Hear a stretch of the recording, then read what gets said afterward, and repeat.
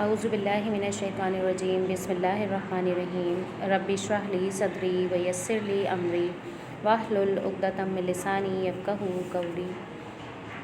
اللہم انفعنا بما علمتنا وعلمنا ما ینفعنا وزدنا علما آمین یا رب العالمین۔ السلام علیکم کلاس، آج ہمارا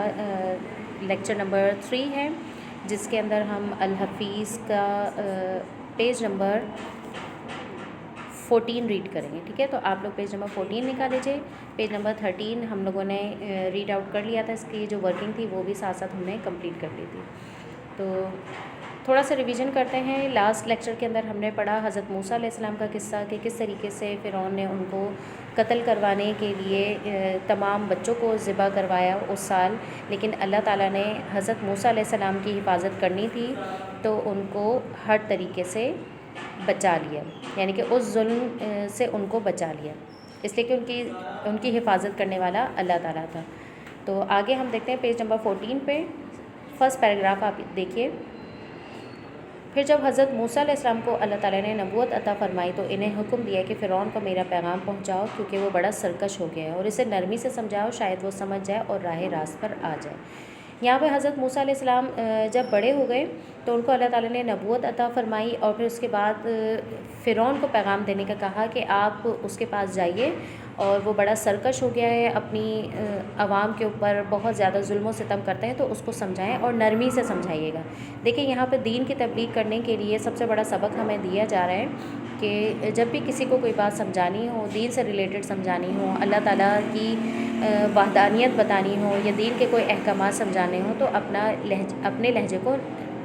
نرم رکھا جائے، ٹھیک ہے؟ تو یہ نبیوں کی صفت میں سے ہے کہ جو نبی جو ہوا کرتے تھے وہ سافٹ اسپوکن ہوا کرتے تھے، اور اپنی بات سمجھانے کے لیے ایسا نہیں تھا کہ دھونس کے ساتھ یا غصے کے ساتھ اس بات کو سمجھا لیں۔ جبکہ آپ یہ دیکھیے کہ فرعون اتنا بڑا بادشاہ تھا کہ جس نے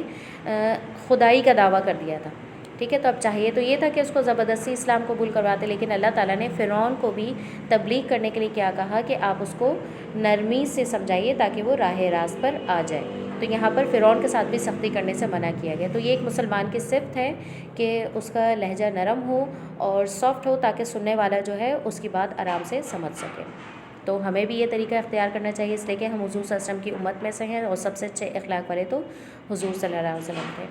آگے دیکھتے ہیں۔ چنانچہ حضرت موسیٰ علیہ السلام اور ان کے بھائی حضرت ہارون علیہ السلام دونوں مل کر فرعون کو اور اس کی ساری قوم کو دعوت دیتے رہے اور اللہ تعالیٰ کا پیغام پہنچاتے رہے، لیکن فرعون کی سرکشی اور نافرمانی روز بروز بڑھتی ہی چلی گئی، یہاں تک کہ اللہ تعالیٰ نے فرعون اور دوسرے سب نافرمانوں کو عذاب دینے کا فیصلہ کر لیا۔ چنانچہ حضرت موسیٰ علیہ السلام کو اللہ تعالیٰ نے حکم دیا کہ سب ایمان والوں کو ساتھ لے کر اس بستی سے نکل جاؤ۔ فرعون کو جب یہ بات معلوم ہوئی تو حضرت موسیٰ علیہ السلام اپنی قوم کو لے کر مصر سے جا رہے ہیں، تو اس نے اپنی فوج کو حکم دیا کہ ان کو جانے نہ دیا جائے، سب کو پکڑ لیا جائے۔ یعنی کہ دیکھیے فرعون نے کیا کیا کہ جو حضرت موسیٰ علیہ السلام سے تبلیغ کرنے گئے تھے اس نے انکار کر دیا، اور وہ مزید سرکش ہو گیا، اس نے اپنی عوام کے اوپر اور ظلم و ستم بڑھا دیے، اور حضرت موسیٰ علیہ السلام پہ بھی بڑھا دیے۔ تو پھر اس کے بعد اللہ تعالیٰ نے کیا کہا کہ آپ ان نافرمانوں کو ان کے حال پر چھوڑ دیجئے، ان کو عذاب جو ہے وہ اللہ تعالیٰ ہی دے گا، تو آپ اپنی قوم کو لے کر اور یہاں سے نکل جائے۔ تو جیسے ہی فرعون کو اطلاع ملی کہ حضرت موسیٰ علیہ السلام تمام قوم کو وہاں سے نکال کر، اس کو ظلم و ستم سے نکال کر اور ایک محفوظ مقام پہ لے کر جا رہے ہیں، تو فرعون نے فوراً اپنے درباریوں کو تیار کیا، اور راتوں رات جو ہے جس طریقے سے تیزی سے حضرت موسیٰ علیہ السلام نکل رہے تھے، تو اس نے بھی اپنی فوج تیار کر کے پوری اور ان کے پیچھے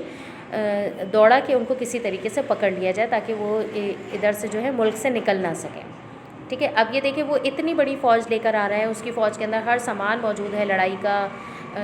تلواریں ہیں یا جو بھی اس وقت سارے اوزار استعمال ہوتے تھے، اسلحہ استعمال ہوتا تھا، وہ سب لے کر اور وہ وہاں سے نکلا ان لوگوں کو پکڑنے کے لیے۔ لیکن اللہ تعالیٰ نے کس طریقے سے حفاظت کی ہم آگے دیکھتے ہیں، ٹھیک ہے؟ حضرت موسیٰ علیہ السلام اپنی قوم کو لے کر چلے تو فرعون اپنی فوج کو لے کر پوری شان و شوکت سے ان کو پکڑنے کے لیے نکلا۔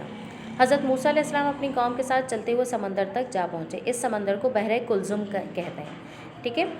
اور اب حضرت موسیٰ علیہ السلام کے ماننے والوں نے دیکھا کہ فرعون کا لشکر بھی ان تک پہنچنے والا ہے، تو وہ گھبرا گئے اور انہوں نے حضرت موسیٰ علیہ السلام سے کہا، ارے ہم تو پکڑے گئے، اب کیا ہوگا؟ آگے سمندر اور پیچھے فرعون کا لشکر۔ حضرت موسیٰ علیہ السلام نے فرمایا، فکر نہ کرو، میرا رب میرے ساتھ ہے، وہ راستہ دکھائے گا۔ اسی طرح اللہ تعالیٰ نے حضرت موسیٰ علیہ السلام کو حکم دیا سمندر پر اپنا عصا یعنی لاٹھی مارو۔ حضرت موسیٰ علیہ السلام کی لاٹھی مارتے ہی سمندر میں 12 راستے بن گئے۔ حضرت موسیٰ علیہ السلام اور ان کی قوم بحفاظت سمندر پار کر گئی۔ یہ منظر دیکھ کر فرعون گھبرا گئے، لیکن اس کے درباری مشیروں اور وزیروں نے اس کا حوصلہ بڑھایا اور اسے سمندر میں بنے ہوئے راستوں پر چلنے کے لیے تیار کر لیا۔ جب فرعون حضرت موسیٰ علیہ السلام کے پیچھے سمندر میں داخل ہوا اور سارا لشکر بھی عین سمندر کے درمیان میں پہنچ گیا، تو اللہ تعالیٰ نے سمندر کو دوبارہ آپس میں ملنے کا حکم دے دیا۔ اس طرح سمندر کے درمیان بنے ہوئے سارے راستے آپس میں مل گئے اور فرعون اور اس کا سارا لشکر سمندر میں غرق ہو گیا۔ فرعون اپنی بادشاہت، فوج اور دوسرے ساز و سامان کے موجود ہوتے ہوئے بھی محفوظ نہ رہ سکا، جبکہ حضرت موسیٰ علیہ السلام کے ماننے والوں کی اللہ تعالیٰ نے مال و متاع اور فوج و لشکر کے بغیر حفاظت فرمائی۔ اب دیکھیے اس پورے واقعے سے ہمیں یہ سمجھ میں آ رہا ہے کہ حضرت موسیٰ علیہ السلام جو اپنی قوم کو لے کر نکلے، بے سر و سامانی تھی، کھانے کی بھی کمی تھی، نہ ان کے پاس اسلحہ تھا کہ وہ جو ان کے پیچھے فوج آ رہی تھی اس کے ساتھ مقابلہ کر سکیں۔ بس اللہ کا نام لے کر وہ لوگ نکل پڑے تھے کہ ہماری حفاظت کرنے والا اللہ تعالیٰ ہے۔ جب سمندر پر پہنچے تو وہاں پہ بحر کلزوم جس کا نام بتایا گیا ہے، تو وہاں پر جا کے جو دوسری قوم تھی، جو حضرت موسیٰ علیہ السلام کے ساتھ قوم تھی بنی اسرائیل، انہوں نے ان سے سوال کیا کہ اب ہم کیسے بچیں گے، سامنے سمندر ہے اور پیچھے فوج ہے۔ تو حضرت موسیٰ علیہ السلام نے ان کو یہ کہا کہ ہماری حفاظت کرنے والا اللہ تعالیٰ ہے، نہ یہ سمندر ہمارا کچھ بگاڑ سکتا ہے اور نہ ہی یہ جو فرعون کی فوج آ رہی ہے وہ ہمارا کچھ بگاڑ سکتے ہیں۔ تو اللہ تعالیٰ کی طرف سے جب حکم ہوا تو کچھ صلاحیتیں نبیوں کو اس وقت دی گئی تھیں موزانہ طور پہ، تو حضرت موسیٰ علیہ السلام کو ایک لاٹھی دی گئی تھی، لکڑی کی لاٹھی تھی، جس کے اندر یہ صلاحیت تھی کہ وہ جہاں مارتے تھے تو اس سے مختلف کام کر سکتے تھے۔ تو انہوں نے جب سمندر پر اس کو مارا ہے تو اس میں 12 راستے بن گئے۔ اب اس میں سے کسی ایک راستے پر حضرت موسیٰ علیہ السلام کو جانا تھا۔ وہ جیسے ہی وہاں پہ چلنا شروع ہوئے ہیں تو سمندر جو ہے وہ بالکل الگ ہو گیا، اور اس طریقے سے نہیں کہ وہ پیچھے ہو گیا، بلکہ سمندر کے اندر سے سمجھیں کہ سمندر ایک دیوار کی طرح سے کھڑا ہو گیا اور بیچ میں سے راستہ بن گیا، اور وہاں سے وہ اپنی پوری قوم کو لے کر نکلے۔ اب جب فرعون نے دیکھا کہ وہ لوگ اتنی آسانی سے جا رہے ہیں تو ہم بھی جا سکتے ہیں، میرے پاس اتنی بڑی فوج ہے، سب کچھ ہے، میری حفاظت کے لیے لوگ موجود ہیں۔ تو جیسے ہی اس نے اس راستے کے اوپر قدم رکھا تو اللہ تعالیٰ نے کیا کیا کہ فوراً ہی سمندر کو نہیں ملا دیا، بلکہ جب وہ پوری قوم جو ہے مڈ میں پہنچی، سمندر کے مڈ میں پہنچی، تو اللہ تعالیٰ نے سمندر کو حکم دیا کہ اب وہ مل جائے۔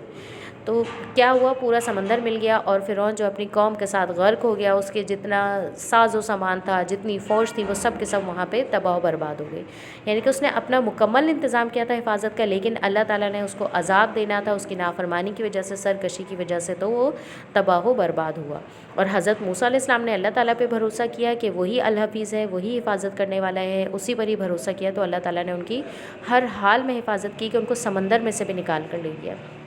ٹھیک ہے، تو یہ اللہ تعالیٰ کا نام جو الحفیظ ہے اس کو بہت اچھے طریقے سے حضرت موسیٰ علیہ السلام کے واقعے کے اندر ڈیفائن کیا گیا ہے۔ انشاءاللہ ہم نیکسٹ کلاس میں اس کو مزید آگے پڑھیں گے، اور اب ہم اس کی ورکنگ دیکھ لیتے ہیں۔ یہاں تک کہ آپ نے ورکنگ کیا کرنی ہے، کوسچن نمبر 3 کرنی ہے، فرعون کی حضرت موسیٰ علیہ السلام کو قتل کرنے کی تدبیر کا کیا نتیجہ نکلا۔